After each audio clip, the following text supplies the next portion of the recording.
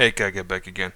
And today I'm just gonna talk about some certain stuff I've observed or heard about in the past few days. And let's start with the fact that Palworld released an instant success. Because it's something different from the usual norm of a game. Of course, a lot of people compared it to Pokemon. It's pretty much known as Pokemon with guns. And I don't see the issue of taking inspiration from other people's work to create your own piece of art. In this case, the game. Now, a lot of people are unhappy about it and are telling Nintendo to sue them and so on, but it's like, have you seen what Nintendo does with copyrights? They will be the first one to do that before you even think about copywriting anything. And the fact that they haven't done it yet suggests that they have no grounds to issue any lawsuits against them, copyright issue wise.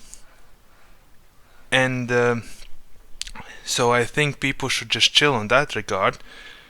But other than that, my issue with it also being the allegations of AI against Palworld.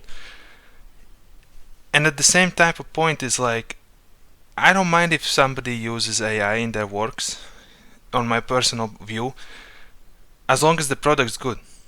Like, if it's good, I don't mind whether they use AI or don't use AI. And in Steam, it's also required for you to notify them that you are using AI in your games and stuff like that. Otherwise, once they are found out, they are gonna be removed from the Steam store and so on, because you're breaking their terms of service, so to speak. So in that sense, I do believe that they don't have any AI in their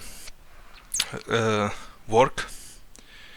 Otherwise, I would think by now that Steam would have done something about it. And another thing is why people are upset about this on Twitter, formerly known as Twitter. Now it's X. I'll just call it Twitter, whatever. They're upset about Palworld in a sense because it is successful and it is different from the norm. Obviously, there is violence against the animals, so to speak, in their world. But it's like, it's a video game.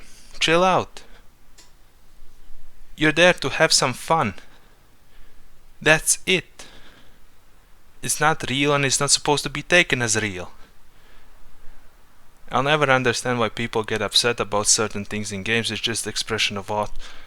But at the same time, it is what it is. In a sense, they are upset about it because they don't follow the norms, or as I sometimes call them, the woke terms of them, having these gay, lesbian characters in them, and having all these restrictions placed upon them and so on, that people would bash on Twitter about it or online in general, which I think that nowadays the companies are afraid to upset those certain groups of people that are vocal about it on Twitter and so on, that they will boycott the games. But when you look at the games they try to boycott, it's like Hogwarts Legacy was hugely successful. It's like, when you do something original or out of not being afraid of what people say online, you tend to create more quality work, better quality work, and in turn that turns into success. In this case, Palworld. I'm pretty sure they already knew there will be allegations with them and Pokemon, and the fact that they might use AI and so on, and the fact that there is violence with guns and so on. And in all honesty, it's just fun. It's a fun game. That's all there is to it. And this is what I dislike about modern day companies, let's say.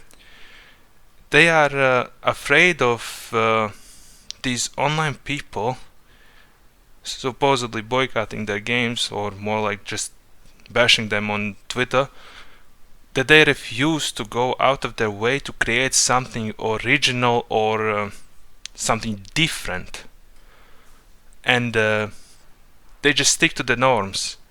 And within that, there was also an Gears of War developer that I on top of my head don't remember the name of, who suggested years ago a game like Pokemon with like baby dragons and whatnot, like small dragons.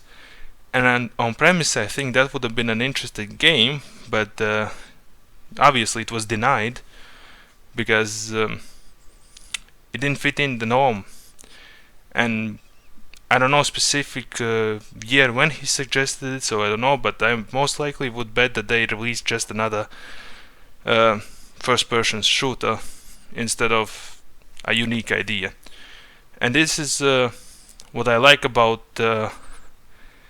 indie scene, so to speak, or developers that are not so widely known, or these mega corporations in gaming industry, because they are willing to take risks, they are willing to create products that are unique, and in turn they are successful because they're refreshing, so to speak. It's not the same game you played already 7 times with a different skin. It's something completely different from what you would expect. Yet, sadly, we are lacking in that type of innovation in modern day gaming companies, because they just want to stick to the traditional ways of chasing trends and then doing the games that were successful before and just making more type of those type of games, which in itself is not bad, but it would be nice to see more of unique games instead of Assassin's Creed number 222 as an example. But it is what it is with the gaming industry. And with the recent layoffs and so on with the gaming industry, it's not like the gaming industry hasn't suffered. But I do hope gaming industry improves, and I am more hopeful of the upcoming companies making games rather than established companies like Ubisoft or any other upcoming established company. There are very few big companies that I kinda can get behind when they're making games, because they're usually good games, but I would like for more people to merge and make unique games with innovation. I know what I'm saying is not easy, but the way the big corporations run their companies, it's like I said, they're kind of chasing trends, what is good at the time, but by the time you make the game that was trending back then, it's not trending anymore, and at that point they already have an established fan base to that game, and the likelihood of you creating another big game like the first one that made the trend is very low to begin with. And that's why nowadays it's like when you play a game for example, I said Assassin's Creed before, you played a bunch of games like that, which is why I found it quite nice that when Ghost of Tsushima released back then, it was people comparing it to Assassin's Creed, but it was its own thing, and I liked that about it, that it wasn't just Assassin's Creed set in Japan, it was its own thing where your stealth was an option, it wasn't a requirement. There was a mission or two that was, but in general it wasn't a requirement. You could just do it brute force style if you wanna.